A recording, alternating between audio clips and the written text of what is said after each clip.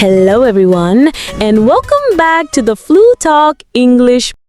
I want to tell you a real and funny story. It helped me learn English better.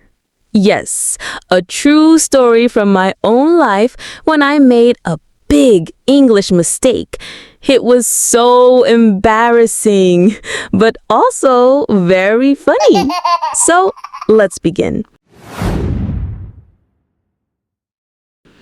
A few years ago, I was traveling to Paris. I was so excited. It was my first time visiting Europe, and I wanted to use English as much as possible. At the airport, I met a man from Canada. We talked a little, and he was very friendly. He said, "So, are you here alone?" Now, I wanted to say, "Yes, I'm alone. I came here by myself." But guess what I said? I looked at him and said with confidence, "Yes, I'm lonely." Yes, I said lonely instead of alone. If you don't know, alone means no one is with me, but lonely means I feel sad because no one is with me. The man looked surprised and said, "Oh, I'm sorry to hear that." And I was confused. Why was he sorry? Then I realized I said the wrong word. I didn't mean to say I was sad. I just wanted to say I was traveling alone.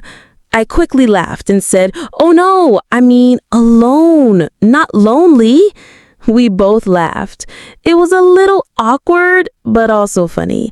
And now I always remember, alone means no people. Lonely means sad feeling.